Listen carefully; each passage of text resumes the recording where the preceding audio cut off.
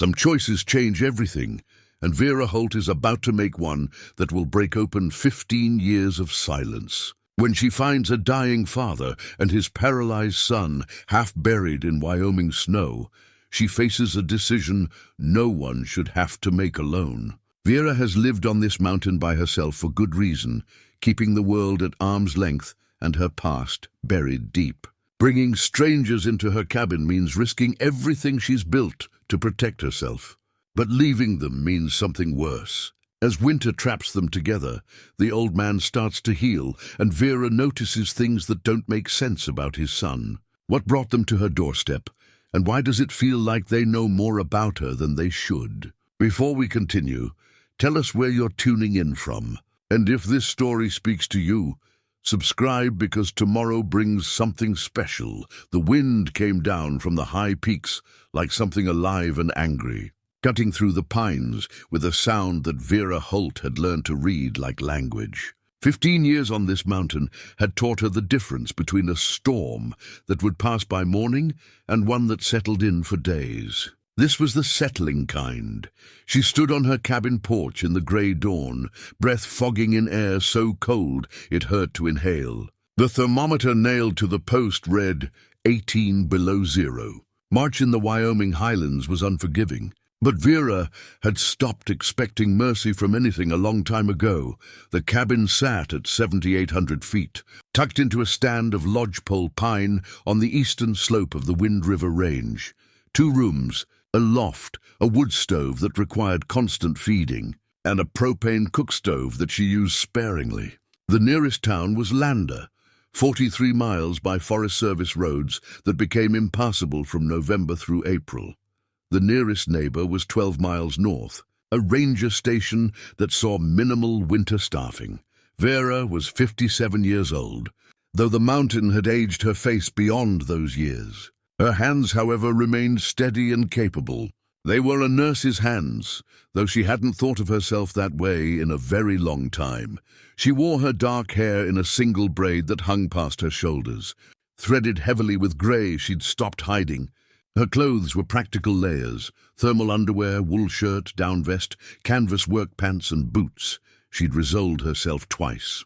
Around her neck, hidden beneath all those layers, hung a leather cord with a gold wedding band strung on it. She touched it sometimes without thinking, the way you touch a scar. The morning routine was sacred because routine kept you alive. Check the weather, split kindling, feed the stove, melt snow for water. The well pump froze solid in December and wouldn't thaw until May. Check the propane level. Inventory the food stores in the root cellar. Set snares. Check snares. Skin whatever you caught. Tan the hides. Sew what needed sewing. Sharpen what needed sharpening. Read by lamplight. Sleep. Repeat. She'd purchased the cabin 15 years ago with money from the sale of a house in Denver she couldn't bear to enter after her husband died. The property had belonged to an old surveyor named Camden, who'd used it as a summer retreat. His family sold it cheap to anyone willing to take it as is, isolated and difficult. Vera paid cash and never looked back. The first winter nearly killed her. She'd arrived in September with romantic notions about solitude and healing, unprepared for the reality of 5 months cut off from everything. She learned, or she would have died, how to keep a fire going through the night, how to read animal tracks, how to stretch supplies, how to endure silence so complete it became its own presence. By the second winter, she'd become competent. By the 5th, she'd become skilled. By the 10th, she'd become something else entirely. A woman the mountain had reshaped into one of its own. She kept a vegetable garden in summer, canned everything she grew, hunted rabbit, grouse, the occasional deer, fished the creek when it ran, traded furs at the ranger station for flour, salt, coffee, propane.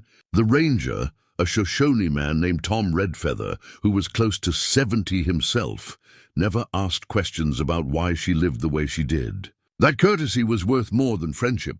Inside the cabin, everything had its place. The main room served as kitchen, workspace, and living area. A table she'd built from local timber, 2 chairs, shelves holding supplies in mason jars and tin cans, labels written in her precise handwriting. Medical supplies in a locked cabinet, she'd kept those, couldn't help herself. Bandages, antiseptics, basic medications she'd stockpiled before cutting herself off. A trunk under the bed containing things from her previous life she couldn't quite throw away. The loft held her sleeping area and not much else. The second room, smaller, was for storage and the things she'd someday deal with. Or never. A cardboard box of photographs she hadn't opened in a decade. Her nursing textbooks. Her husband's watch. The letter from the hospital administration accepting her resignation. She didn't keep a calendar, but marked the seasons by what needed doing. Spring meant repairing winter damage and planting. Summer meant gathering and preserving. Fall meant preparing for siege. Winter meant enduring.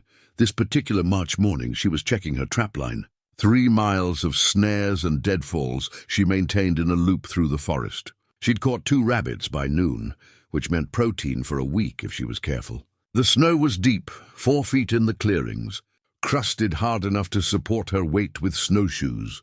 She was a mile from the cabin, following a game trail along a ridgeline, when she saw the ravens, a dozen of them, maybe more, circling and calling in that way they did when they'd found something. Vera had learned to pay attention to ravens.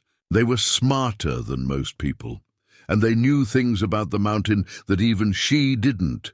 She altered her course toward them, moving through the pines with the caution that had become instinct. The snow was disturbed here, churned and scattered. Recent, within the last few hours, something large had moved through, struggling. Then she saw the first smear of blood on white snow. Her heart rate increased, but she kept moving, following the trail. More blood. A piece of torn fabric caught on a branch, bright blue against winter gray.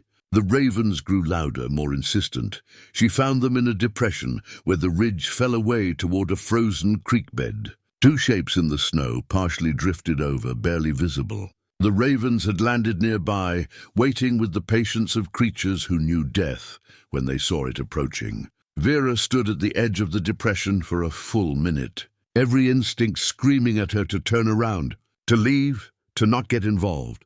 To maintain the isolation she'd worked 15 years to perfect. Then one of the shapes moved. Just barely.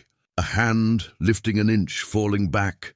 She was sliding down into the depression before she'd made a conscious choice. Her medical training overriding 15 years of determined solitude. The nurse she'd tried to bury came back to life in her hands as she reached the first figure. An elderly man, 70 or older. His face was grey with cold, lips blue, eyes closed. He wore a down jacket that had been expensive once, gloves, a wool hat. Not dressed for extended exposure, but not unprepared either. She pulled off her mitten and pressed 2 fingers to his neck. Pulse present but thready, breathing shallow. Hypothermia, advanced stage. The second figure was younger, no, not younger. Her age or close to it. She'd thought at first glance he was a young man, but now she saw the grey in his hair, the lines on his face. He lay on his back, perfectly still, eyes open and staring at the sky. Those eyes tracked to her when she leaned over him, conscious, aware, but not moving. She touched his face, cold but not as cold as the older man. Checked his pulse, stronger. Examined him quickly, professionally. No obvious injuries, no blood on him. But he didn't move when she touched him, didn't respond except with his eyes. Paralyzed. She looked back and forth between them, understanding dawning with a sick weight in her stomach. The older man had been carrying the younger one, trying to get him to safety.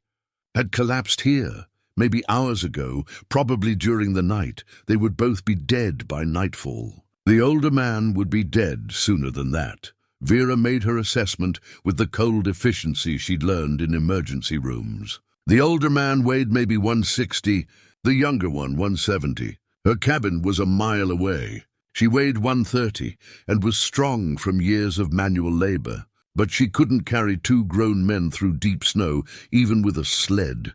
She would have to make 2 trips. The decision settled in her chest like something heavy and inevitable. She was going to do this. She was going to bring them to her cabin.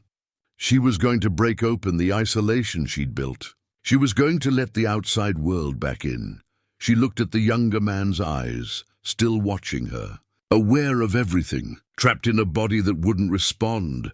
"I'm going to help you," she said. Her voice sounded strange. She hadn't spoken to another person in 4 months. She moved fast then, the way you had to in emergencies. Took the older man first because he was dying faster. Stripped off his wet outer layers, wrapped him in her spare wool blanket from her pack, tied him onto her supply sled. It took 20 minutes she didn't have to spare. Her hands worked with remembered competence: airway, breathing, circulation. The ABCs of trauma care. She secured him as well as she could and began the brutal work of dragging the sled through the snow toward the cabin. Her snowshoes sank and caught. Her breath came hard. Sweat soaked through her layers despite the cold. She stopped twice to check his vitals, found them weaker each time. The cabin appeared through the trees like salvation. She dragged him straight to the porch, got the door open, pulled the sled inside. The stove had burned down to coals. She built it back up with shaking hands, got it roaring, began the process of gradual rewarming. Stripped his wet clothes, wrapped him in dry blankets. Checked vitals again, still alive, barely.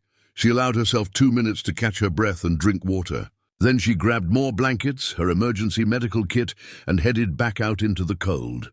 The sun was past its peak by the time she reached the depression again. The younger man's eyes found her immediately.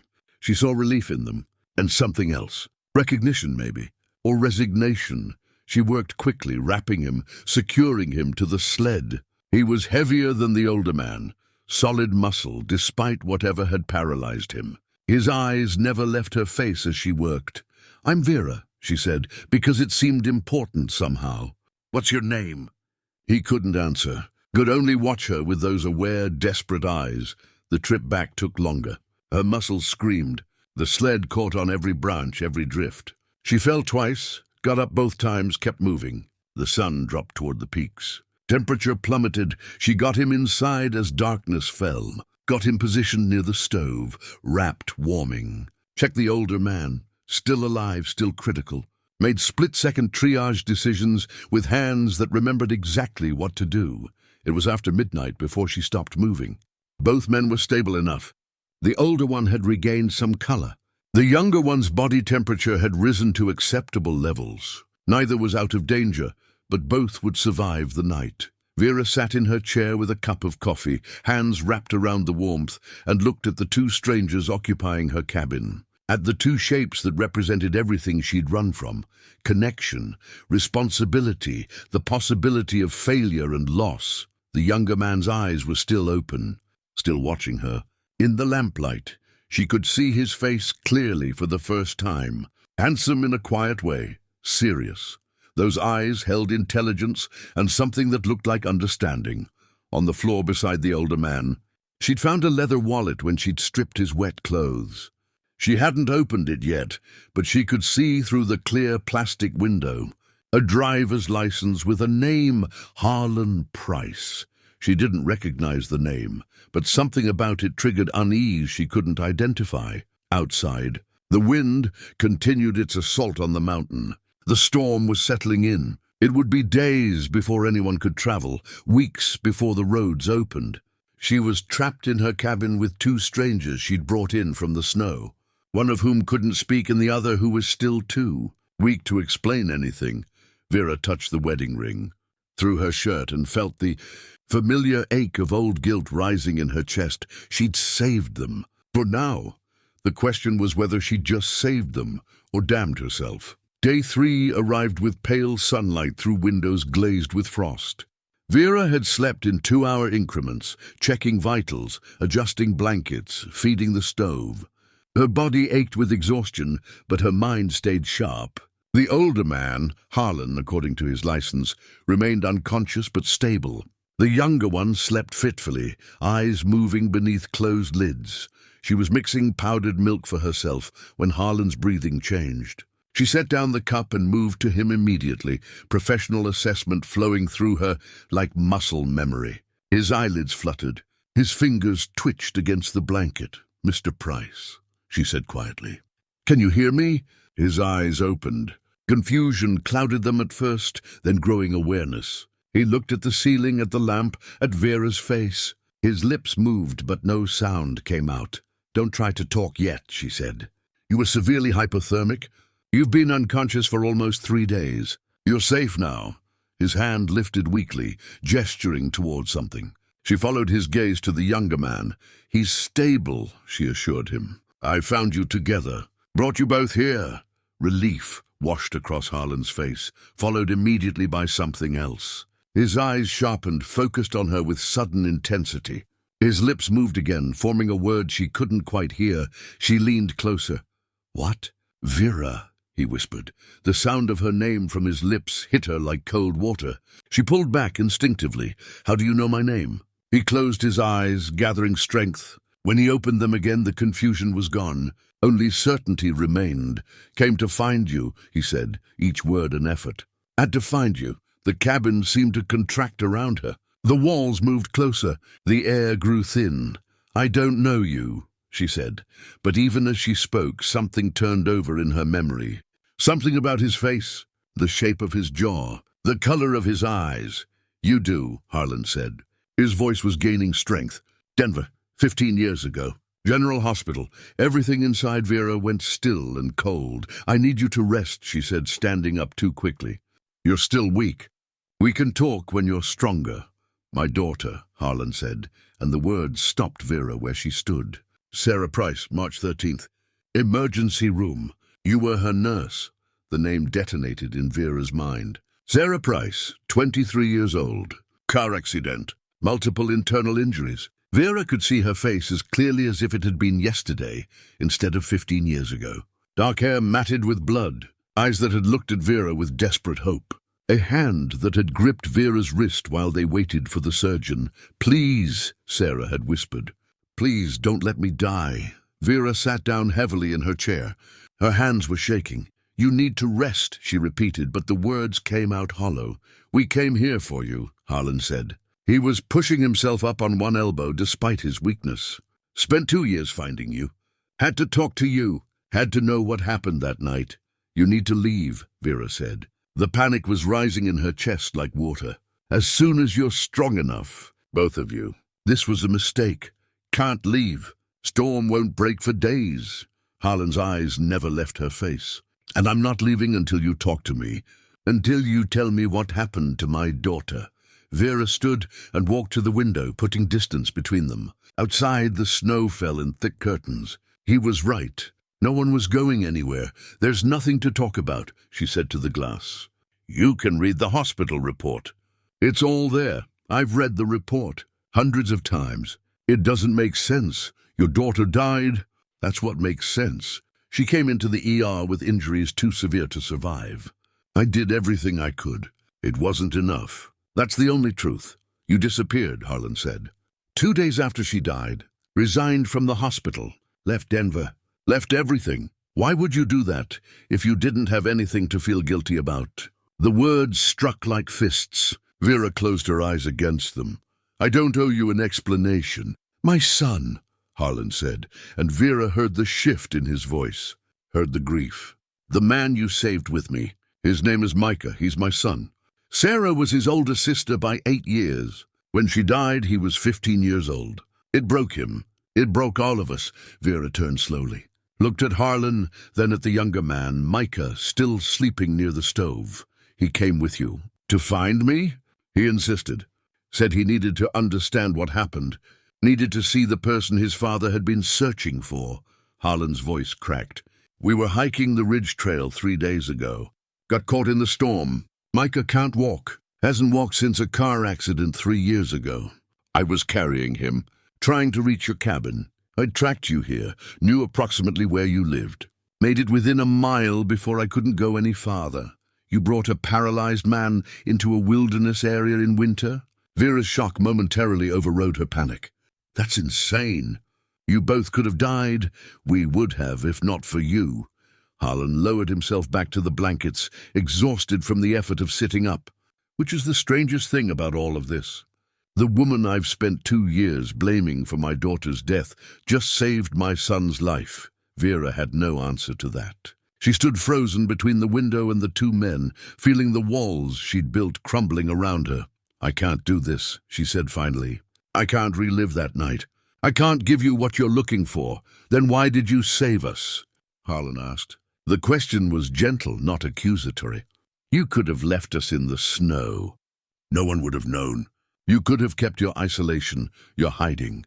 Why bring us here?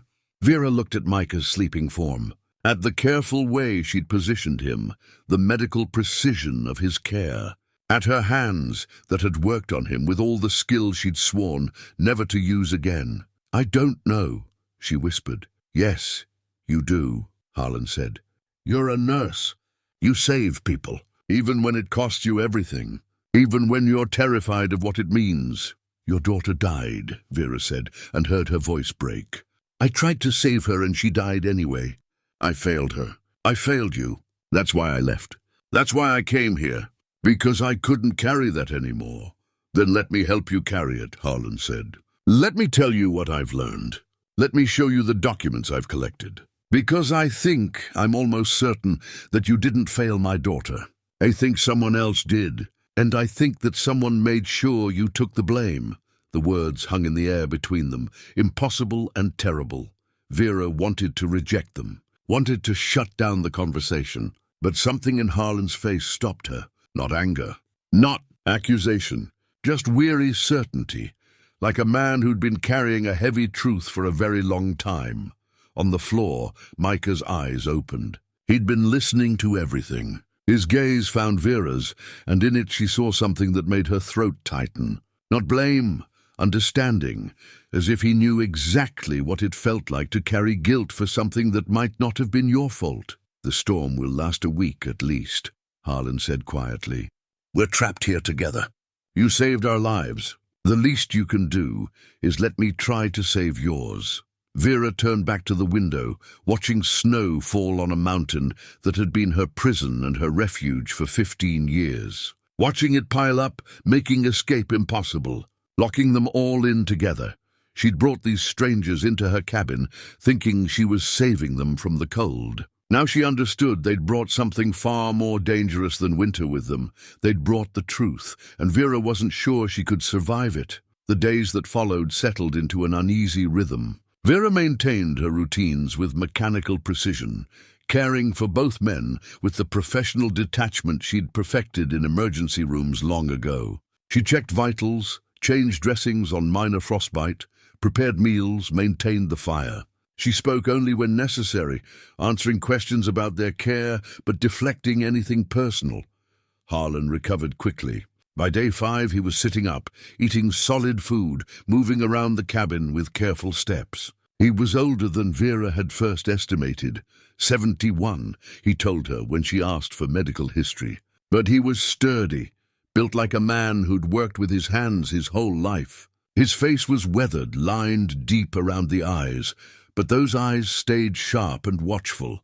Micah remained silent, but Vera began to understand that his paralysis told only part of his story. His eyes were fully aware, tracking conversations, responding to stimulus. She would speak to him while changing his position to prevent bed sores, explaining what she was doing, and she saw comprehension in his gaze. He was trapped in an unresponsive body, fully conscious, unable to communicate. The thought filled her with a familiar grief. How many patients had she cared for in similar states? How many times had she been the only one who treated them as fully present, fully human? On day 6, while Harlan slept and Vera tended to Micah, she saw his right index finger twitch, just slightly but deliberate. She'd been checking his circulation, pressing her thumb against his fingernails to watch the capillary refill. When she pressed his index finger, it twitched in response. She looked at his face. His eyes were locked on hers. "Can you do that again?" she asked quietly. The finger twitched. Once, then twice. "Are you controlling that, or is it involuntary?" 2 twitches, 2 for yes, she guessed. 2 twitches, a communication system. Basic, but something. 1 for no. 1 twitch. Vera felt something shift in her chest. The same feeling she'd had when a patient emerged from a coma, when a child took a first breath after resuscitation. The feeling she'd buried along with her nursing identity, hope. "How long have you had movement in that finger?" The twitching stopped. Micah's eyes moved, searching for something. Vera understood. No way to communicate complex answers with yes and no. Since the accident, or more recently? One twitch, no. More recently then. Since you came here? Through twitches? Yes, Vera sat back, mind racing through possibilities. Paralysis following trauma was complex. Some was permanent damage to the spinal cord. Some was swelling and inflammation that could resolve. Some was psychological, the body's response to unbearable stress, shutting down as protection. I'd like to try something, she said, with your father's permission. Some basic physical therapy exercises. See if we can encourage more movement. Would that be acceptable to you? Micah's eyes filled with something that looked like tears. 2 clear twitches, yes. That evening, while Vera prepared a stew from dried venison and root vegetables, Harlan sat at the table and watched her work. She felt his gaze like weight on her shoulders. You're good with him, he said finally. I'm a nurse, she replied without turning. It's what I was trained to do. Were, past tense. Were, she confirmed. Why did you really leave? The question was gentle but persistent. Not just the guilt. There's something more, isn't there? Vera stirred the pot, watching steam rise. The cabin was warm, almost too warm, but she felt cold in her core. My husband, she said, surprising herself. She hadn't spoken about James to anyone. Dr. James McKinley. He was a surgeon at General. Different department than emergency, but same hospital. After your daughter died, after the investigation, after I resigned, he tried to support me, tried to tell me it wasn't my fault.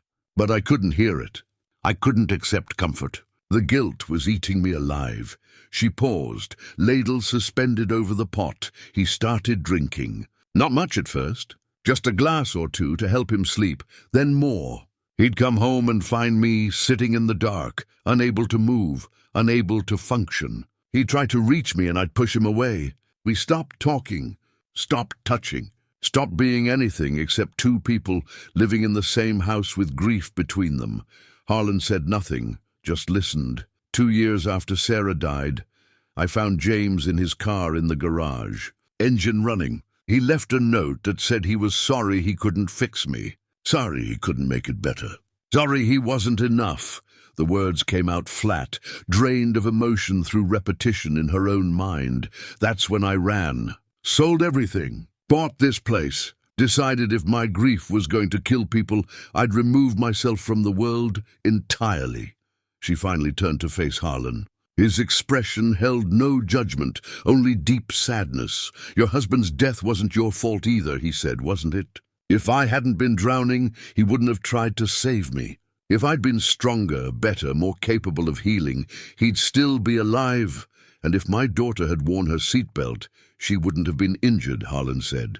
If the other driver hadn't been texting, there wouldn't have been an accident. If I'd taught her better defensive driving, maybe she could have avoided it. We can trace causation back forever, Vera. It doesn't make us responsible for every link in the chain. Easy to say. Harder to believe, I know. I've spent 15 years believing I failed Sarah by not being there, by not somehow preventing the accident, by not knowing which hospital they'd take her to so I could have arrived sooner.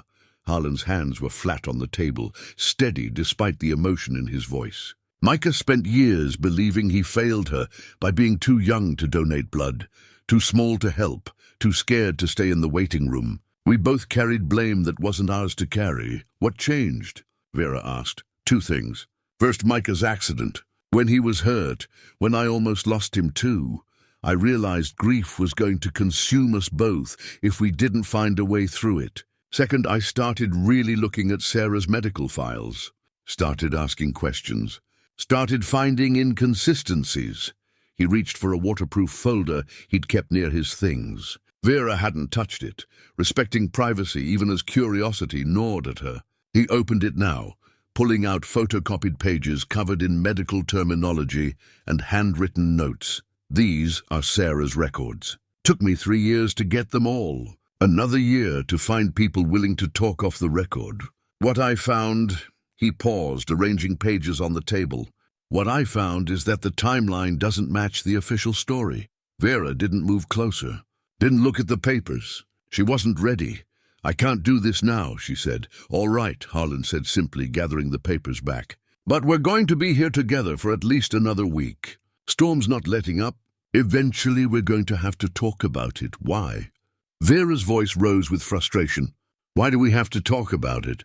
What good does it do? Your daughter is still dead. My husband is still dead. Talking won't change anything. No, Harlan agreed. But it might let you stop running, and it might give Micah and me the closure we came here to find. What if I can't give you that? What if talking about it just makes everything worse? Then at least we'll know we tried. Harlan stood slowly, his body still recovering its strength. But I don't think it will make things worse. I think the truth, whatever it is the only thing that can make any of this better. He walked to where Micah lay, knelt beside him, spoke quietly. Vera watched them together, father and son, bound by grief and love and determination. For the first time in 15 years, she wondered if maybe, just maybe, she didn't have to carry her guilt alone. Week 2 began with a shift in cabin dynamics. Harlan had recovered enough to help with daily tasks, and Vera found herself grudgingly accepting his assistance. He repaired the wood stove's door hinge that had been sticking for months. He split kindling with practiced efficiency. He even fixed the propane regulator that had been giving her trouble. His engineer's hands moving with the confidence of someone who understood how things worked. 30 years designing industrial systems, he explained when she commented on his skill. Retired 5 years ago, but you don't forget how to solve problems. They worked in careful politeness, navigating around the emotional landmines between them. Vera maintained boundaries, but found them eroding slightly each day. It was hard to maintain hostility towards someone who noticed the loose board on the porch and fixed it without being asked. Micah's presence created its own dynamic. Vera began working with him twice daily, gentle range-of-motion exercises designed to prevent muscle atrophy and encourage any possible recovery. She explained everything as she worked, speaking to him like the intelligent man he clearly was. I'm going to flex your knee now. You'll feel pressure, but it shouldn't hurt. If it does, try to show me somehow. His eyes would track her movements, responding with that single finger when he could. Sometimes she'd see frustration flash across his face when his body wouldn't cooperate with what his mind wanted to do. Other times, she'd see something that looked like peace, as if having someone care for him with dignity was enough. On the 10th day, while cleaning Micah's personal effects to dry them properly, Vera found a waterlogged sketchbook in a waterproof sleeve. She opened it carefully, expecting to find ruined pages. Instead, the sleeve had protected everything inside. The drawings took her breath away, landscapes rendered in precise pencil detail, mountain ranges with every peak defined, forest scenes with individual trees distinguished. A cabin that looked remarkably like her own, though she knew he'd never seen it before they arrived. He had an artist's eye, capturing not just what things looked like, but what they felt like. Then she turned a page and froze. A young woman's face. Dark hair, gentle eyes, connected to medical equipment rendered in careful detail, IV lines, monitors, oxygen tubing. The woman was smiling despite everything, a brave smile that didn't quite hide her fear. Sarah Price. Vera knew it instantly, though the girl she'd known had been bloodied and unconscious. This was Sarah as she'd been before the accident. Sarah as her family remembered her. Drawn with love by a brother who'd never stopped missing her, she sat heavily, sketchbook trembling in her hands. Page after page of Sarah, Sarah as a child, Sarah at graduation, Sarah with her family, Sarah in that hospital bed, drawn from photographs or descriptions. Micah's way of understanding what he'd been too young to witness directly. You found his art. Vera looked up to see Harlan standing nearby, his expression soft with memory. He drew this from photos, and from my descriptions, and from his own imagination filling in gaps. Harlan sat beside her. After Sarah died, Micah stopped talking for a year, just completely shut down. The therapist said he'd speak when he was ready. Meanwhile, he drew, filled notebooks with pictures of Sarah. It was his way of keeping her alive. It's beautiful, Vera whispered. He's incredibly talented. He hasn't drawn anything since his accident 3 years ago. Part of why I think his paralysis isn't entirely physical. Harlan took the sketchbook gently, turning pages. The accident happened the day after we finally found your location. I'd been searching for 2 years, hitting dead ends, until a former colleague tracked property records and found this place. I told Micah at breakfast. He was so excited, insisted we come immediately. Insisted he needed to meet you, understand what happened to Sarah. Harlan's voice thickened. We were driving to the airport. I was talking about the trip, about how we'd approach you, what we'd say. I was distracted, didn't see the car running the red light. Micah was driving. He swerved to avoid it, hit another car instead. His back was injured in the impact. Spinal compression. The doctor said he might walk again with therapy, but he just gave up. Like his body decided if he couldn't complete this mission, couldn't honor Sarah's memory, there was no point in functioning. Vera closed her eyes against the weight of it. Every person in this cabin was carrying impossible guilt. That's not your fault, she said, isn't it? I distracted him. I obsessed over finding you so completely that I put my son in danger. Now he's trapped like this, and it's because of my need for answers about Sarah. And if you hadn't searched for me, you'd both still be trapped by grief without any hope of resolution. Vera opened her eyes, looked at Harlan directly. We're all stuck in the same pattern, blaming ourselves for things we couldn't control, taking responsibility for other people's choices or random chance. At some point, we have to decide if we're going to stay stuck or try something different. Is that what you're doing here? Trying something different? No, Vera admitted. I'm hiding. There's a difference. She stood, carrying the sketchbook to where Micah lay. She knelt beside him, opening to a page showing Sarah's smiling face. Your father told me about your art, about how you processed Sarah's death. This is remarkable work, Micah. You have real talent. His eyes moved from the drawing to Vera's face. I think part of you shut down after the accident because you believed you'd failed. Failed to reach me, failed to get answers for your father, failed to honor Sarah, but you didn't fail. You're here. You made it. Against all odds, in the middle of a winter storm, you found me. Your mission isn't incomplete. It's just beginning. 2 twitches, yes. I'd like to try something.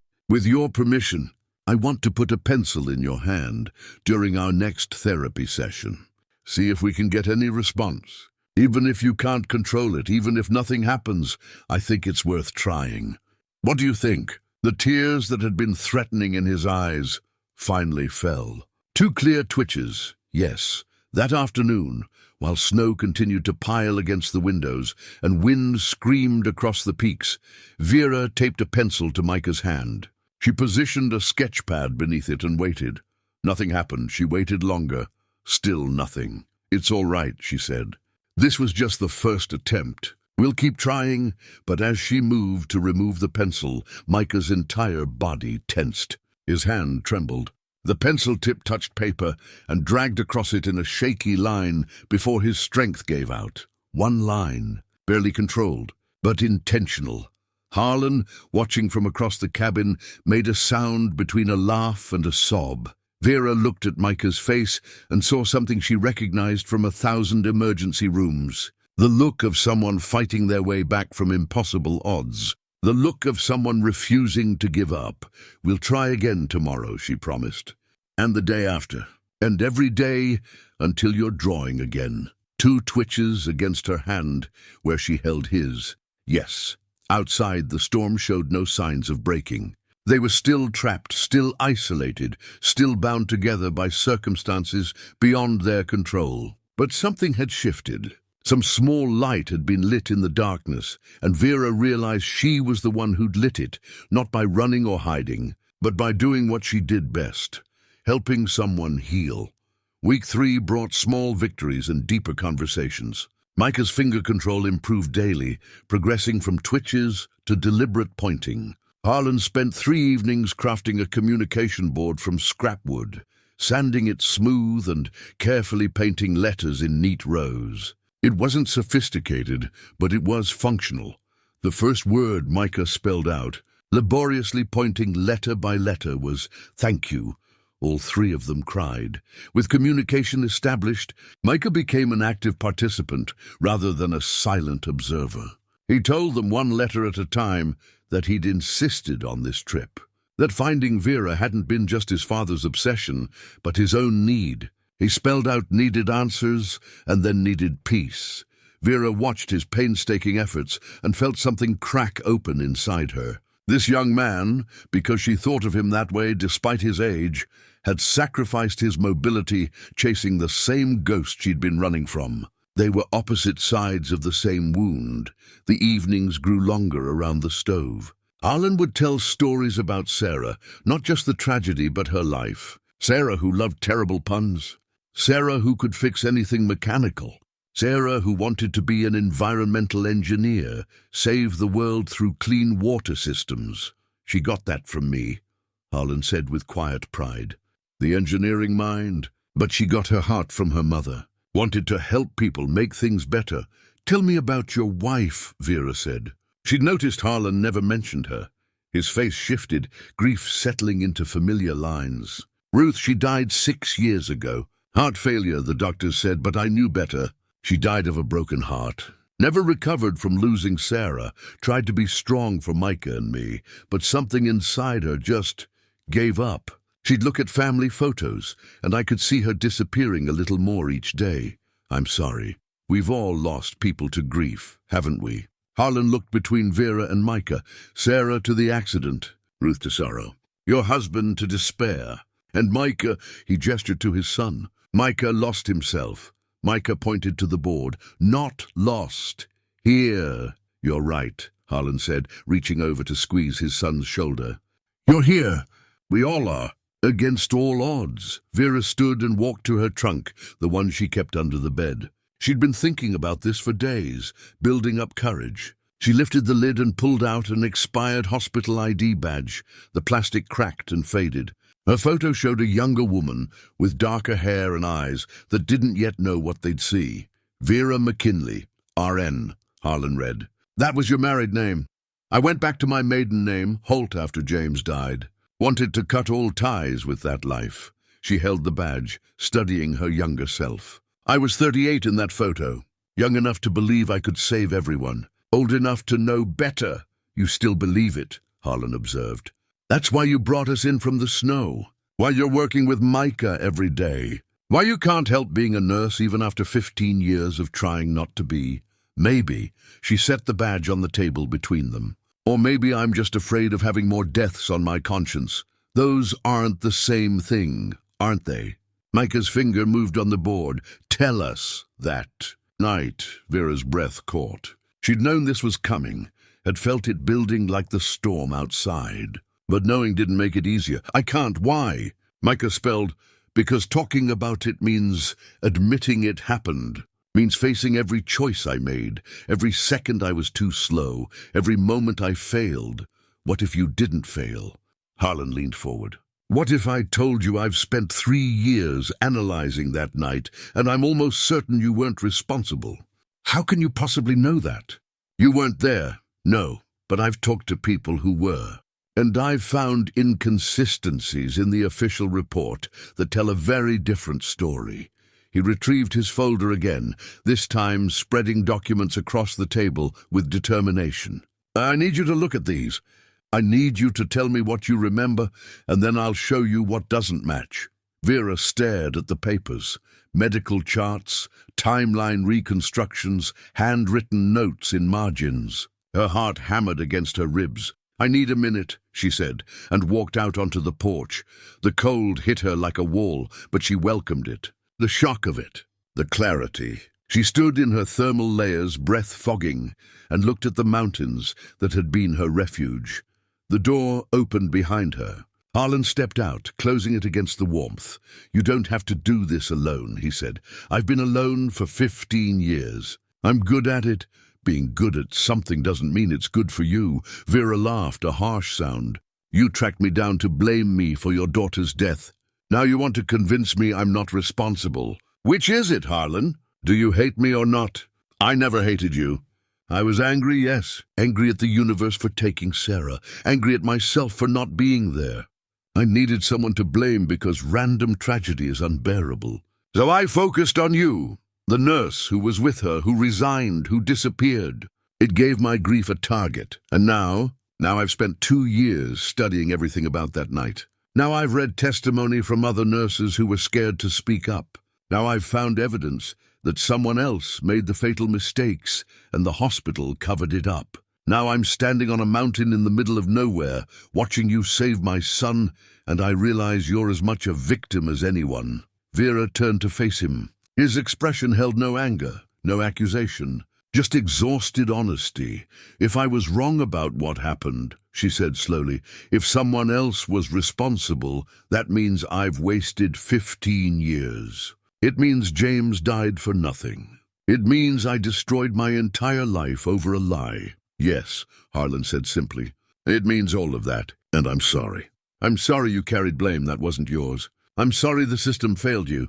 I'm sorry no one fought for the truth when it mattered. But hiding here won't change any of that. The only thing that can change it is facing what really happened."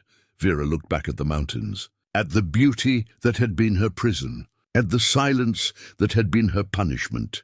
"I don't know if I'm strong enough." "Neither did I," Harlan said. "But then I watched my son lose the ability to walk and found strength I didn't know I had. Sometimes we don't know what we're capable of until we're forced to find out." Inside, through the window, Vera could see Micah's form near the stove, could see his hand resting on the communication board, waiting. They were both waiting, both asking her to do the hardest thing possible, to stop running and stand still, to look at the past directly instead of fleeing from its shadow. "Tomorrow," she said finally. "We'll talk about it tomorrow. I need tonight to prepare myself." "All right," Harlan agreed. "Tomorrow." They stood together in the cold for another moment, then returned to the warmth of the cabin, to Micah waiting patiently, to the documents spread on the table like evidence at a trial, to the truth that had been waiting 15 years to be told. The next morning came too quickly and too slowly at once. Vera had barely slept, her mind circling through that night 15 years ago, like a finger tracing the rim of a wound. She made coffee with shaking hands, the ritual providing structure when everything else felt unstable. Harlan waited until she was ready, showing a patience she hadn't expected. Finally, when the sun had fully risen and the cabin had warmed and there were no more excuses, Vera sat at the table with the documents between them. "Walk me through what you remember," Harlan said. "Every detail, no matter how small." Vera closed her eyes and let herself go back. March 13th. Night shift. I came on at 7. The ER was busy. Friday night, spring break, lots of accidents. Around 9:30, ambulance brought in Sarah. Car accident on I-25. She was conscious but in severe pain. Multiple injuries, fractured ribs, internal bleeding, possible liver laceration. Her voice was clinical, detached. The only way she could tell it, I did the initial assessment. Established IV access. Ordered blood work and imaging. Called for the trauma surgeon on call, Dr. Raymond Kessler. He said he'd be there in 20 minutes. What time was this? Harlan had a notebook, was writing timestamps. 9:45 when I called. Sarah was stable at that point. Vitals were good. She was scared but coherent. She asked me not to let her die. Vera's voice cracked, but she pushed through. I promised I wouldn't. Go on. 10:15. Kessler still hadn't arrived. Sarah's blood pressure started dropping. I called him again. He said he was caught in another emergency, would be there as soon as possible. I administered fluids, tried to stabilize her. Called the attending physician for guidance. Dr. Patricia Hammond, Harlan read from his notes. She confirmed you made that call. She told me to keep Sarah stable and wait for Kessler. Said I was doing everything right, but Sarah kept deteriorating. 10:30, her pressure crashed. I made the decision to give her blood products without waiting for Kessler's direct order. I knew she couldn't wait any longer. Vera opened her eyes, looked at her hands. They were steady now, muscle memory taking over. 10:45. Kessler finally arrived, but by then Sarah had lost too much blood. She coded at 11:03. We worked on her for 27 minutes. I followed every protocol exactly, but she didn't come back. Silence filled the cabin. Micah's eyes were wet with tears, but fixed on his father. The next day, Vera continued, hospital administration called me in. Said there were questions about my judgment. Said I'd administered blood products without proper authorization. Said I'd failed to escalate appropriately. The review board met, determined I'd made critical errors in timing and medication. I was asked to resign. I resigned, and Dr. Kessler, Harlan asked gently, was cleared of any wrongdoing. Said he'd been dealing with another critical patient and came as quickly as he could. Harlan slid a document across the table. This is the security footage log from that night. Look at the timestamp for 10:15. Vera looked. Her throat tightened. The physician's lounge, she whispered. Kessler was in the physician's lounge at 10:15. Not with another patient. The lounge. Security footage shows him there from 9:50 until 10:40. 50 minutes. Sarah died because he was in the lounge for 50 minutes. That's not what he said. No, it's not. Harlan's voice was hard now, anger beneath the control. Here's what else wasn't in the official report. 3 months before Sarah died, Kessler was found drinking on duty. Another nurse reported it. Hospital administration gave him a warning, made him do counseling, kept it quiet. 6 months after Sarah died, he was let go quietly. No official reason given. But I found 3 other nurses who said everyone knew he had a drinking problem. Vera stared at the documents, as if they were written in a foreign language she was struggling to translate. The blood products you administered, Harlan continued, were the correct medical choice. Dr. Hammond confirmed that in her private notes that weren't included in the official investigation. You saved Sarah's life with that decision. She would have died at 10:30 if you hadn't acted, but she still died because Kessler arrived too late and too drunk to perform the surgery properly. The surgical notes show inconsistencies, starting procedures out of order, taking twice as long as standard. 2 nurses who assisted that night both quit within a month. Both refused to talk to me officially, but one told me off the record that Kessler should never have been operating. Vera's hands were shaking again, but this time with rage instead of fear. Why didn't they say something? Why did everyone let me take the blame? Because Kessler had been at that hospital for 20 years, had powerful friends on the board. The hospital couldn't afford the lawsuit if his negligence came out. They couldn't afford the publicity. So they found a scapegoat, a nurse who was already destroyed by guilt, who wouldn't fight back, who could be quietly blamed and removed. They sacrificed me. They did. And I'm sorry. I'm sorry I didn't discover this sooner. I'm sorry I spent 2 years angry at you when I should have been angry at them. Vera stood abruptly, the chair scraping loud against the floor. She paced to the window, back to the table, unable to contain the energy flooding through her. 15 years, she said. 15 years I've believed I killed your daughter. 15 years I've carried that weight. My husband died believing I was responsible. I destroyed my entire life because of a lie. I know, Harlan said. And I know nothing I say can make that right. Micah's hand moved on the board. Not your fault. Then whose fault is it? Vera spun on them. Kessler's?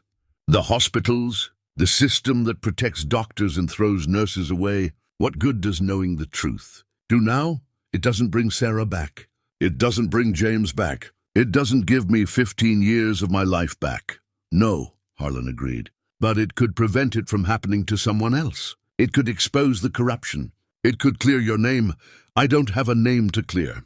Vera McKinley doesn't exist anymore. I made sure of that. But Vera Holt does.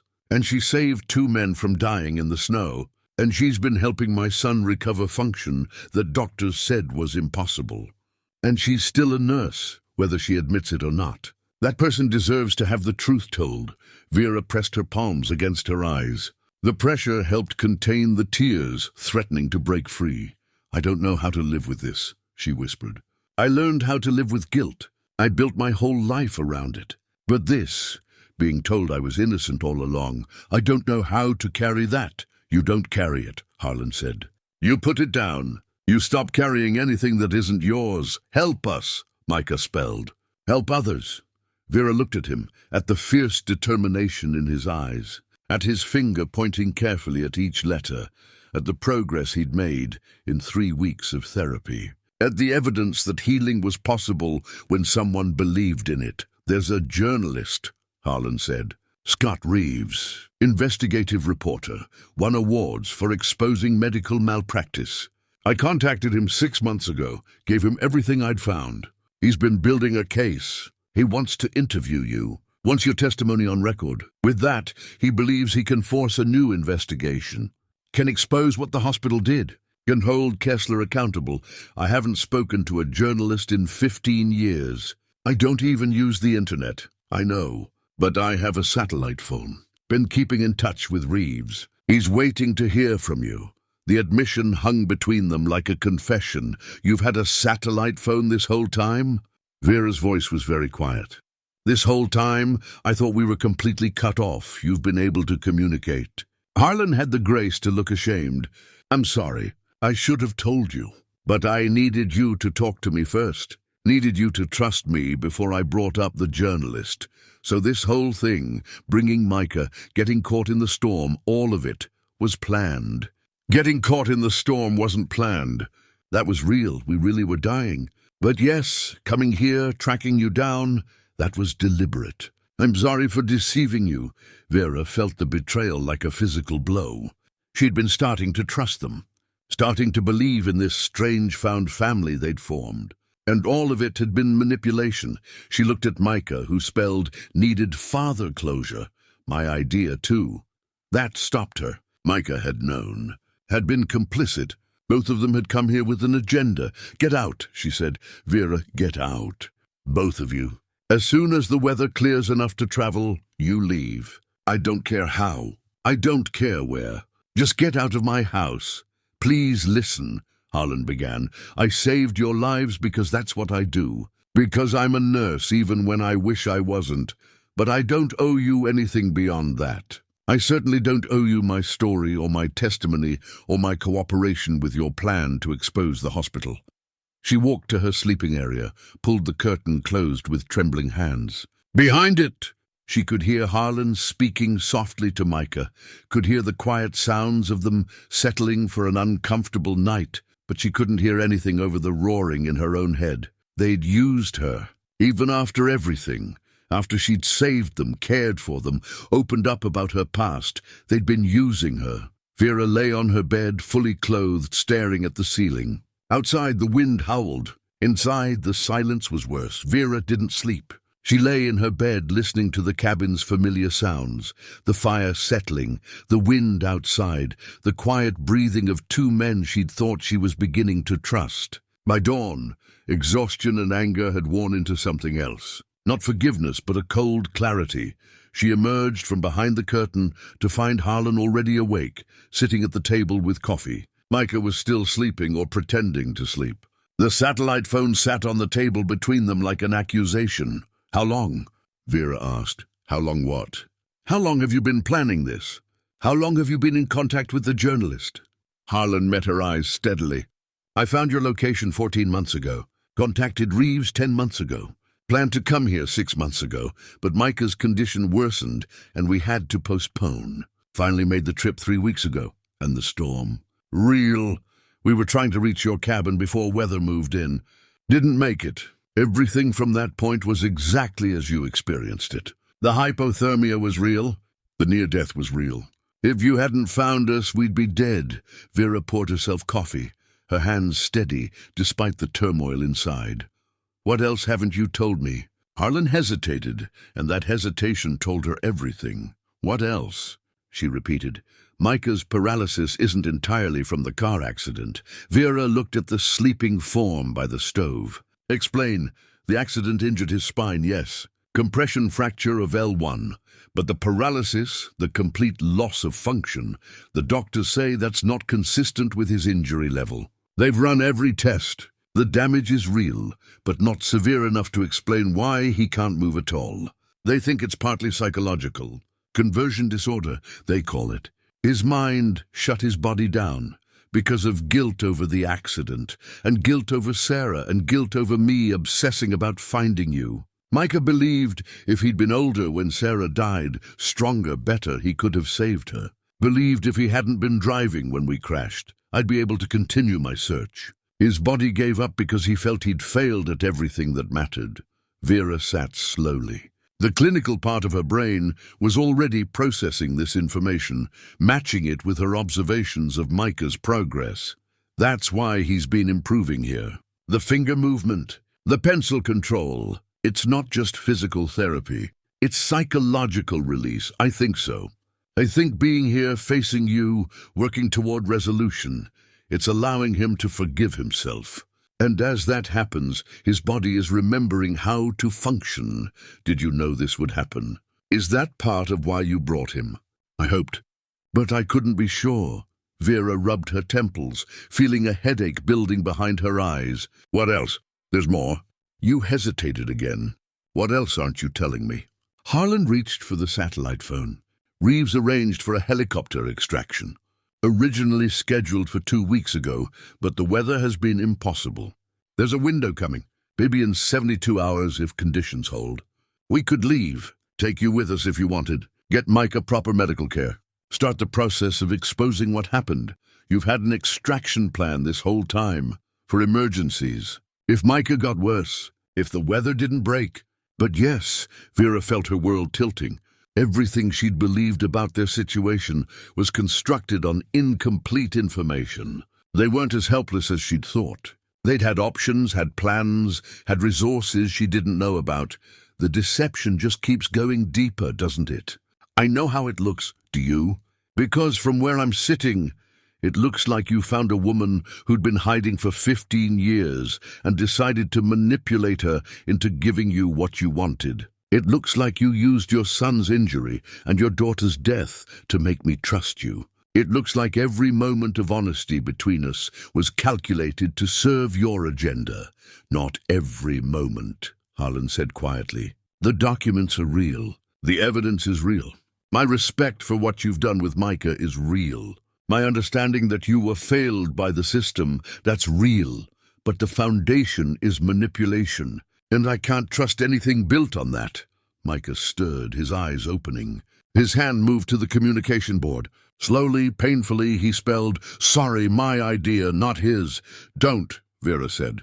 "Don't try to take blame from your father. You both deceived me. You both used me. Own it." Micah's finger moved again. "Needed you. Still do. You needed a witness. A victim willing to testify. That's not the same as needing me. We need you." Micah spelled with emphasis. "Not testimony, you." Vera wanted to harden herself against the plea in his eyes, wanted to maintain her anger, use it as armor against the hurt underneath. But she'd spent too many years as a nurse reading patients' eyes. She knew desperation when she saw it. Harlan stood, moved to the window. His shoulders were tense with some burden he hadn't yet shared. "There's something else," he said finally. "Something I haven't told you because I'm ashamed. And because I know it'll look like more manipulation. Just say it. I have early-stage dementia. Diagnosed 2 years ago. It's progressing slowly, but it's progressing. I'm 71. I might have 5 good years left. Might have 2. There's no way to know." The confession hit Vera like a physical blow. She saw the way Harlan's hands gripped the windowsill, saw the fear he was trying to hide. "Sarah's death happened 15 years ago," he continued. "For the first 10 years, I was paralyzed by grief. Couldn't function, couldn't process, couldn't do anything except survive. By the time I was ready to actually investigate, to ask questions, to demand answers, my mind was starting to fail. I knew I had a limited window. Had to find the truth before I lost the ability to remember why it mattered." He turned to face her. "So yes, I manipulated you. Yes, I tracked you down and showed up on your mountain with my injured son and a plan to use you for testimony. But I did it because I'm running out of time. Because I need to finish this before my mind goes. Because I need Micah to have the truth about his sister before I'm too far gone to explain it. Because I need to die knowing I did everything possible to honor Sarah's memory and clear your name." Vera felt her anger dissolving into something more complicated. Harlan wasn't just a grieving father seeking justice. He was a dying man racing against his own mind's deterioration. "The journalist," she said. "Reeves, he knows about your condition?" "Yes. That's part of why he's been so accommodating with the timeline. Knows we're working against the clock. And the helicopter extraction. Reeves arranged it. Has connections with medical evacuation services. The window is coming, and we need to decide. Stay here until the roads open naturally, which could be another month, or leave in 3 days when weather permits." And if I refuse to testify? If I decide I want no part of this? Then we respect that, Harlan said. I won't force you. Won't pressure you. I'll take what I have to Reeves, and he'll do what he can with it. It won't be as powerful without your testimony, but he thinks he has enough to at least raise questions. Please, Micah spelled. Not for us, for others. Vera looked at him. What do you mean? Kessler still practicing. Private clinic now, still hurting people. How do you know that? We found others, 3 families, similar stories, all covered up. The information landed like a bomb. This wasn't just about Sarah anymore, wasn't just about Vera's ruined career. It was about an ongoing pattern of harm, patients still being hurt, families still being destroyed. Why didn't you tell me this before? Because I wanted you to decide based on your own need for justice, Harlan said. Not guilt about other potential victims. But Micah's right. Kessler is still out there, still practicing, still protected by money and connections. Every day we don't speak up is another day he could hurt someone. Vera felt the familiar weight of responsibility settling on her shoulders, the same weight she'd carried in emergency rooms, the same weight that had crushed her when she thought she'd failed Sarah. But this time it was different. This time she knew the truth, knew she hadn't failed, knew the system had failed her and countless others. I need to think, she said. We have 3 days, Harlan replied. The helicopter will come whether we're ready or not. You need to decide, stay hidden or face the world. Either way, I'll support your choice. Vera walked to the door, pulled on her coat, stepped into the cold. The storm had finally broken.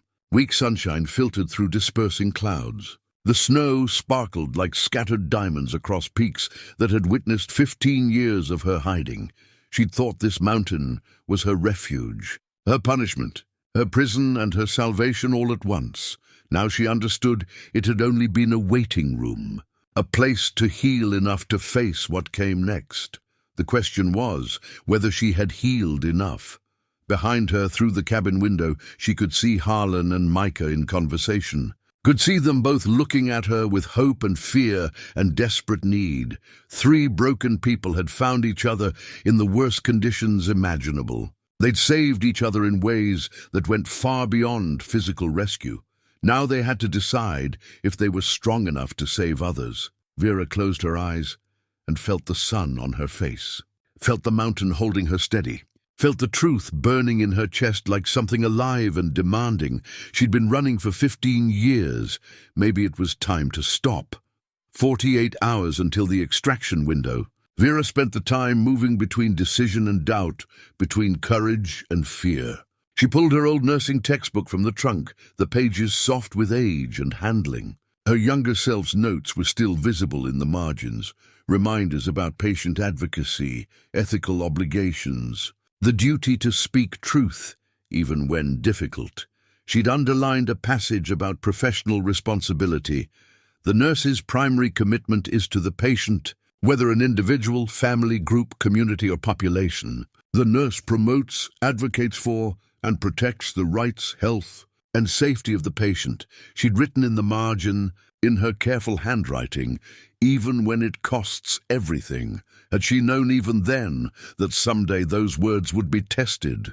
Harlan gave her space, but remained present, a quiet support without pressure. He'd laid all his cards on the table, the manipulation, the dementia, the timeline pressure. Now he waited for her decision, with the patience of someone who'd learned that some things couldn't be rushed. Micah's therapy continued, his progress accelerating in ways that defied medical explanation. He could now move 3 fingers deliberately, could flex his toes, could tense his leg muscles with concentration. Vera documented everything with clinical precision, the nurse in her unable to resist tracking the small miracles. It's remarkable, she said during one session, massaging his calf muscles. Your body is remembering itself, mind letting go, Micah spelled.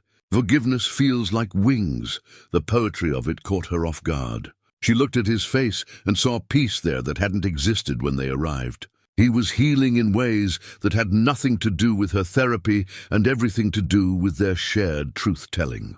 If we do this, she said slowly, if we go public, Your recovery will be part of the story. Reporters will want to know how a paralyzed man started walking again. They'll make it dramatic, sensational. Are you prepared for that? Not about me, Micah spelled. About stopping Kessler, about justice.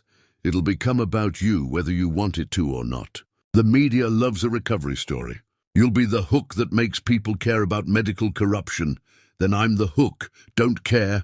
Worth it. Harlan, listening from across the cabin, spoke up. We've talked about this, about what going public means. Loss of privacy, scrutiny, people questioning every aspect of our story. Micah's recovery might be dismissed as exaggeration or explained away. Your past might be picked apart. My credibility might be attacked because of the dementia. We know what we're walking into, and you're still willing.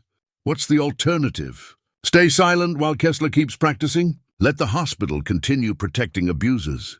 Let your name stay tarnished with blame that isn't yours. Sometimes you have to walk into fire because it's the right thing to do. Vera turned back to Micah's therapy, working his knee joint through range of motion. Her hands knew this work, had always known it. 15 years of running hadn't changed the fundamental truth of who she was. That evening, Harlan made the satellite call to Reeves. The journalist's voice came through tinny and distant but eager. Is she willing to talk? Aye, were his first words. Harlan looked at Vera. She nodded slowly. She's here, Harlan said. She'll speak with you. The phone was offered to her. Vera took it like it was something alive and dangerous. Ms. McKinley, or should I say Ms. Holt. The voice was professional but warm. I'm Scott Reeves. I've been waiting a long time to hear your side of this story. I don't have a story, Vera said. I have facts, medical facts. What I remember from that night. That's exactly what I need. Facts, documentation, your professional assessment. The emotional story matters too. But the facts are what will force an investigation. Harlan says you've found other victims, other families Kessler's hurt. 3 confirmed, 2 more possible. All private practice cases in the last 5 years. All situations where outcomes were worse than they should have been. All settled quietly with non-disclosure agreements. The pattern is clear once you know what to look for. Vera's hand tightened on the phone. And the hospital? Denver General? They'll fight this with everything they have. Deep pockets, powerful board members, connections throughout the medical community. They'll attack your credibility, claim you're bitter about being fired, suggest mental instability given your isolation. It won't be pleasant. I spent 15 years hiding on a mountain because I believed I'd killed someone. It can't get much less pleasant than that. Fair point. Here's what I'm proposing. You come to Denver. We do a recorded interview, several hours, comprehensive.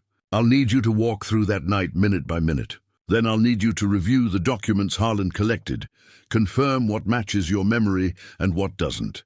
After that, we coordinate with the legal team. They'll want depositions, formal testimony, everything on the record. How long? 2 weeks minimum. Could be a month. You'd need to stay in Denver, be available for multiple interviews and meetings. I've arranged a safe house, anonymous location, security, privacy. The helicopter extraction gets you there directly. Vera looked around her cabin, at the life she'd built in isolation, at the safety of her mountain refuge. She'd have to leave it all, step into the world she'd fled, face cameras and questions and the weight of public scrutiny. And if I do this, if I testify and expose everything, what changes? Realistically, Reeves was quiet for a moment. Best case, Kessler loses his license permanently. The hospital faces sanctions, maybe civil suits. Protocols change to prevent future cover-ups. Other victims feel empowered to come forward. Your name gets cleared. Justice in whatever imperfect form it takes. Worst case, hospitals' lawyers are better than ours. Evidence gets dismissed on technicalities. Media loses interest. Nothing changes except you've publicly relived your trauma and put yourself through hell for nothing. Honest answer. I don't deal in false hope, but I believe we have a strong case. I've taken on hospitals before. Won some, lost some. This one feels winnable if you're willing to fight. I stopped fighting 15 years ago. Then maybe it's time to start again. Vera handed the phone back to Harlan, her mind spinning. She walked to her sleeping area and pulled out the small box she'd never opened. the one with photographs from her previous life. Her wedding day, James smiling beside her, photos of them at the hospital charity gala, her nursing school graduation, a whole life documented in images. At the bottom, a newspaper clipping. The headline, "Hospital Nurse Resigns After Patient Death." The article was brief, clinical, devastating. It had painted her as someone who'd made critical errors in judgment, who'd acted beyond her scope, who'd failed to save a young woman's life. She'd read it once, then buried it in this box and never looked again. Now she read it with different eyes, saw the careful wording that implied blame without stating it directly, saw her name prominently featured while Kessler's was barely mentioned, saw how the narrative had been crafted to protect the hospital and destroy her. 15 years of believing this version of events. 15 years of carrying shame that had never been hers to carry. She set the clipping aside and looked at the photo of James. At his kind face, his steady eyes, the way he'd looked at her like she was everything good in the world. "I'm sorry I couldn't save you," she whispered to the photo. "But maybe I can save someone else from the same fate. Maybe that's worth something." She carried the box back to the main room where Harlan and Micah waited. "I'll do it," she said. "I'll testify. I'll tell everything I know. I'll face whatever comes." Harlan's eyes filled with tears. "Thank you. Don't thank me yet. I'm doing this on my terms. I'll tell the truth, but I won't be used as a pawn. I'll cooperate with Reeves, but I decide what gets shared publicly and what stays private. My husband's death, that's mine. I'll mention it for context, but I won't let it be sensationalized." "Agreed, agreed. And Micah's recovery, we present it honestly. No exaggeration, no miracle claims. Just facts about what's happened and what might be possible. We don't know if he'll walk again, and we don't promise it." "Agreed," Micah spelled. "When we leave here, there's no going back. I'll lose my privacy, my anonymity, probably my peace. But if doing this prevents even one more person from being hurt by Kessler, prevents one more nurse from being scapegoated, prevents one more cover-up, then it's worth it." Harlan stood and extended his hand. Vera took it, and they shook with the formality of people making a pact. 48 hours, he said. "We need to prepare. Practice your testimony, organize documents, pack what you'll need. The helicopter comes at dawn the day after tomorrow." Vera nodded, feeling the weight of the decision settling into her bones. She was terrified, exhausted at the thought of what lay ahead. But also, for the first time in 15 years, she felt something else. Purpose. The next 2 days passed in focused preparation. Vera recorded her memories while they were fresh, walking through that night again and again until the details were solid in her mind. She reviewed Harlan's documents, confirming what matched her recollection and noting discrepancies. She worked with Micah on his physical therapy, pushing him harder now that they had a goal. On the final evening, she walked outside alone. The sky was clear for the first time since the storm, stars brilliant against black infinity. The mountains stood eternal around her, indifferent to human drama, unchanged by human pain. She'd come here to hide, to escape, to die slowly in isolation, rather than face what she'd done. Instead, she'd found 2 strangers who showed her she hadn't done anything wrong, who showed her that running wasn't the same as healing, who showed her that sometimes the hardest thing and the right thing were the same thing. Tomorrow, the helicopter would come. Tomorrow, she'd leave her refuge and step into battle. Tomorrow, she'd stop running and start fighting. She touched the wedding ring through her shirt one last time, then pulled it over her head. She held it in her palm, gold catching starlight, and made a decision. She walked to the edge of the porch and buried it in the snow. Not destroying it, but leaving it behind. James would understand. He'd always wanted her to live, to heal, to stop drowning in guilt. Maybe this was how she finally did that. She turned back to the cabin where Harlan and Micah waited, where warmth and purpose and something like family existed despite everything, ready or not. Tomorrow was coming, and for the first time in 15 years, Vera was ready to meet it. Dawn broke clear and cold. The kind of morning that made the world look like it had been created fresh overnight. Vera woke before sunrise, packed her few belongings into a duffel bag Harlan had brought. Clothing, documents, her nursing textbook, the hospital ID badge, everything that connected her to who she'd been and who she might become. The helicopter was scheduled for 8 a.m. By 7:30, they had everything ready. Micah bundled in blankets and positioned near the door. Harlan checking and rechecking coordinates. Vera standing at the window, watching the sky for the aircraft that would carry them away from safety into uncertainty. At 7:40, they heard the vehicle. Not a helicopter. An engine coming up the Forest Service road that should have been impassable. Vera's stomach dropped.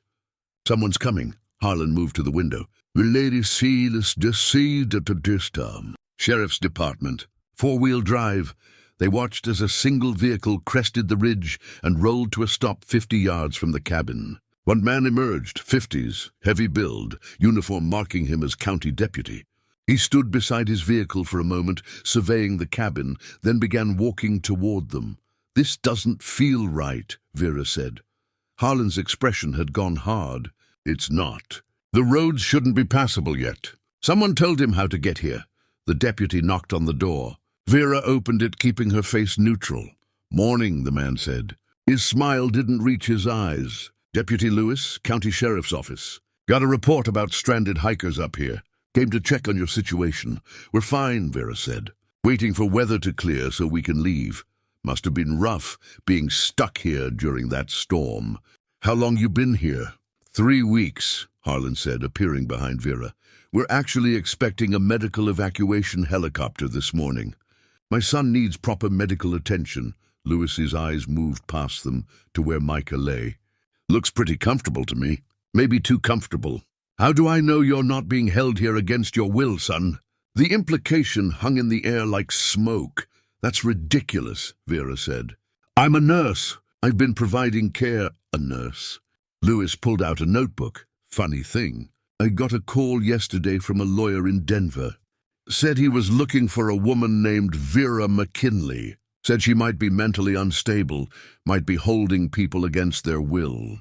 Said she had a history of patient deaths. Resigned under investigation." "That wouldn't be you, would it?" Vera felt the trap closing around them. The hospital's lawyers had moved faster than anyone expected. "I'm Vera Holt, and these men came here voluntarily. Check with them if you don't believe me." "Hard to check with a man who can't talk." Lewis moved into the cabin without invitation. "See, the way this looks to me, you've got 2 vulnerable people here in the middle of nowhere. One old man, one paralyzed man. You're isolated, no witnesses. Makes a person wonder what's really going on."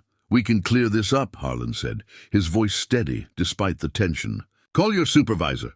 Call the state police. We're happy to give statements." "Oh, I'm sure you are. After you've had time to coordinate your stories." Lewis walked to where Micah lay. "Son, if you need help, if you're afraid of this woman, blink twice." Micah stared at him without blinking. "See, that's interesting." Not responding at all. "Like maybe he's been drugged or something." "That's absurd," Vera snapped. "He has a spinal injury. He's paralyzed, not unconscious. He's fully aware and choosing not to cooperate with your fishing expedition." Big words for someone who's been hiding on a mountain for 15 years. Lewis turned to face her fully. "Here's what I think. I think you're exactly who that lawyer said you were. I think you've got these 2 men here for reasons that aren't quite legal. And I think the best thing for everyone is if I take them into protective custody until we can sort this out." "You can't do that," Harlan said. "Actually, I can. Welfare check gives me authority to remove people from dangerous situations. And this looks plenty dangerous to me. Our helicopter will be here in 10 minutes, Vera said. Medical evacuation already arranged and paid for. You can follow us to Denver if you want to continue this investigation. But you're not taking them anywhere. That evacuation is cancelled." "I called it off." The words hit like a physical blow. "You what?" The Harlan's voice was dangerous now. "Called the service. Told them there was a law enforcement situation in progress. Extraction postponed pending investigation. They were very understanding." Lewis pulled out handcuffs. "Now we can do this easy, or we can do this hard. But you're all coming with me." Vera looked at Harlan, saw the same calculation happening in his mind. They could resist, but that would only make everything worse. They could go voluntarily, but that meant stepping into the trap the hospital's lawyers had set. Either way, they were losing. Make the call, Harlan said quietly to Vera. Use the satellite phone. Call Reeves. Tell him what's happening. Lewis moved fast, grabbing Harlan's arm. Nobody's calling anybody. Hands where I can see them. But Vera had already reached for the phone, and Lewis's hand moved toward his weapon. Don't, Harlan said, his voice carrying a weight that made Lewis pause. He opened his coat slightly, revealing something Vera hadn't known about. Dog tags on a chain around his neck. Army Rangers, 2 tours Vietnam. I know when someone's been bought, and I know how far they're willing to go. Question is, are you willing to die for a hospital's dirty money? Lewis's hand stayed near his weapon but didn't draw. The calculation was visible on his face. 3 people in an isolated location versus whatever he'd been paid to make this problem disappear. You're threatening a law enforcement officer, Lewis said. But uncertainty had crept into his voice. I'm stating facts. You're not here on official business. You cancelled our legitimate medical evacuation. You're working for someone who wants to silence witnesses. That's not law enforcement. That's accessory to obstruction of justice. Big talk from an old man. Old men who survived 2 tours learn to read danger. And right now you're realizing you got in over your head. Harlan's stance had shifted, subtle but clear. Military bearing replacing civilian elderly. You thought you'd find a scared woman hiding on a mountain. You thought you'd intimidate some helpless victims. You didn't expect resistance. Vera slowly raised her hands, showing the satellite phone. I'm going to make a call. You can try to stop me, but that means this situation escalates into something neither of us wants. Or you can let me call our lawyer. We can all behave like civilized people, and we can sort this out through proper channels. Lewis looked between them, weighing options. Behind him, through the window, Vera saw something that made her heart leap, a helicopter. Distant but approaching. Your call got through, she said to Lewis, but apparently not to the people you thought. That's our evacuation arriving on schedule. Lewis spun to look. The helicopter was definitely headed their way. Medical markings visible even at distance. I cancelled that, he said. But doubt colored his words. You called someone who told you they'd cancel it, Harlan said. Doesn't mean they actually did. Doesn't mean the pilot listens to local deputies about medical emergencies. And now you've got witnesses incoming. Now you've got a situation that's going to be very hard to explain. The helicopter's rotors grew louder. Lewis made a decision, moving toward the door. This isn't over. I'll be filing reports about what I found here. You'll all be answering questions. We welcome questions, Vera said. We welcome investigation. We welcome any scrutiny you want to bring. Because we're not the ones who need to hide. Lewis slammed out of the cabin, hurried to his vehicle, and drove away with more speed than safety allowed on the mountain road. They watched him disappear into the trees just as the helicopter settled into the clearing beside the cabin. The pilot emerged, followed by a paramedic. Both professional, both clearly puzzled by the sheriff's vehicle disappearing in the distance. Vera Holt. The pilot called over the dying rotors. That's me, and these are my patients, Harlan and Micah Price. We're here for medical evac to Denver. Had a weird call this morning from local law enforcement trying to cancel, but our dispatch said the request came through proper channels with proper payment, so we disregarded. Hope that's okay. More than okay, Harlan said. We're ready to go. The loading happened quickly. The paramedic assessed Micah with professional competence, noted his stable condition, helped secure him on the stretcher. Harlan climbed aboard with the ease of someone who'd ridden in military helicopters before. Vera stood in the doorway of her cabin one last time. 15 years she'd lived here. 15 years of isolation and penance and slow healing. She'd thought she'd die here, buried under guilt and snow. Instead, she was leaving, stepping into the world. Choosing to fight instead of hide, she pulled the door closed but didn't lock it. Someone else might need shelter someday. Someone else might need a place to heal. The helicopter lifted smoothly, and Vera watched her cabin shrink below them. Watched the mountains spread out in all directions. Watched her refuge become just another point on a vast landscape. Beside her, Harlan squeezed her hand. Across from them, Micah's eyes were wide with emotion. His hand moved with deliberate effort, finger pointing at his chest, then at them. Family. Not the family they'd been born into, but the family they'd become. 3 broken people who'd saved each other in ways that went far beyond physical rescue. The helicopter turned toward Denver, toward whatever waited there, toward testimony and legal battles and media scrutiny, toward justice or failure, vindication or further trauma. Vera didn't know which it would be, but she knew she wasn't facing it alone, and sometimes that was enough. The mountain fell away behind them, and Vera turned her face toward the future, toward the fight she'd been running from for 15 years, toward the truth that had waited patiently. For her to be strong enough to tell it, she was ready. Now ready to stop running, ready to start living, ready to reclaim the person she'd been and become someone new. The helicopter carried them toward Denver and destiny, and Vera held tight to the hands of the 2 men who'd given her back her courage. Whatever came next, they would face it together. 6 months later, Vera stood in a classroom at Denver Community College, looking at 23 faces waiting for her to speak. The room smelled like coffee and old textbooks. Sunlight streamed through windows overlooking the city she'd fled 15 years ago. She wore professional clothing that still felt strange after so long in mountain gear. Her hair was cut shorter now, styled. She looked like the nurse she'd once been, but her eyes carried something new. Something earned through fire. "Good morning," she said. "I'm Vera Holt and I teach nursing ethics. Before we begin, I want to tell you a story about how the system can fail good nurses and what it takes to fight back." The students leaned forward, recognizing the weight in her words. She told them about Sarah Price, about the night everything changed, about a surgeon who was drunk and a hospital that protected him, about a nurse who was blamed and a family that was lied to. She told them about running, about 15 years in isolation, about believing she'd killed someone when the truth was she'd tried to save them. And she told them about 2 men in the snow who'd brought her the truth she'd been to, broken to seek herself. When she finished, the classroom was silent. Then one student raised her hand. "What happened to Dr. Kessler?" Vera's smile was sharp.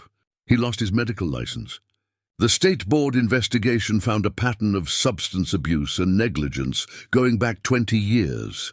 3 other families came forward after our story went public. He's facing criminal charges for medical fraud and endangerment." Another hand. "And the hospital?" "Settled with multiple families, including the Price family. Implemented new oversight protocols. 3 administrators resigned. It's not perfect justice, but it's something.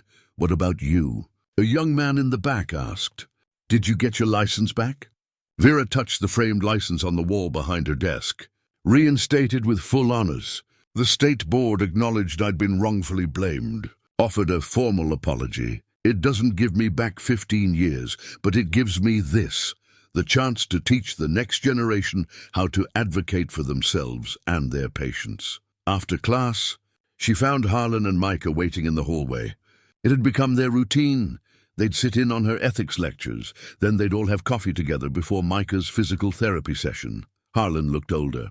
The dementia was progressing, good days and bad days, but he was still present. Still himself most of the time. Micah was standing, leaning heavily on a cane, but standing. The doctors called it remarkable. Vera called it what happens when someone decides they deserve to heal. "Good lecture," Harlan said, pulling her into a hug. "You say that every week. It's true every week." They walked to the campus cafe. Micah's steps slow but deliberate. People stared sometimes, recognized them from news coverage, but mostly life had returned to a comfortable anonymity. The media had moved on to other stories. The legal battles had settled into routine appeals and paperwork. At their usual table, Micah pulled out a sketchbook. The pages were filled with images now, mountains and cabins. Yes, but also city scenes and portraits and landscapes of healing. He was creating again, his art a testament to recovery. He showed Vera the latest drawing, the 3 of them in the helicopter, flying away from the mountain, faces turned toward an unseen future. "It's beautiful," she said. "You should show these." "A gallery show, maybe, Micah smiled and spelled on his tablet. He had a communication device now. Technology making conversation easier. Maybe someday. For now, just drawing for us. That's enough, Harlan said. More than enough. They sat in comfortable silence, drinking coffee, watching students rush between classes. Normal life. Ordinary moments. The kind of peace that had seemed impossible 6 months ago. I'm going back to the cabin next month, Vera said. Just for a visit. Make sure it's weathered the summer okay. We'll come with you, Harlan offered. You sure? It's a long drive. It's where our family started, he said simply. Of course we'll come, family. The word still caught Vera by surprise sometimes. She'd lost her husband, her career, 15 years of her life. But she'd gained these two men who understood trauma and healing in ways no one else could. That evening, Vera returned to her apartment, a small place near campus. Nothing fancy, but it was hers and it felt like home. She made dinner, listened to music, graded papers at her kitchen table. On her refrigerator, held by magnets, were photos. Harlan and Micah at Micah's first art show. The three of them at the courthouse when Vera's license was reinstated. A news article about Kessler's conviction. And one old photo, faded but preserved, James, smiling in his surgical scrubs. I did it, she said to the photo. I stopped running. I fought back. I survived, her phone buzzed. A text from Scott Reeves. Another family contacted me. Similar story to Sarah's. Different hospital, different doctor, same pattern of cover-up. Are you willing to help? Vera looked at the text for a long moment. Part of her wanted to say no, to protect the peace she'd built, to avoid reopening wounds. But she thought about Sarah Price, about the promise she'd made in that emergency room 15 years ago, about the oath she'd taken as a nurse, about the responsibility that came with surviving. She typed, yes, send me the details, because that's what you did when you'd been given a second chance at life. You used it. You helped others find their own truths. You turned pain into purpose and trauma into advocacy. You stopped hiding and started living. Vera set down her phone and looked out her window at the Denver skyline. At the mountains visible in the distance. At the world she'd thought she'd lost forever. She was home now, not in the cabin on the mountain, though she'd always carry that place in her heart.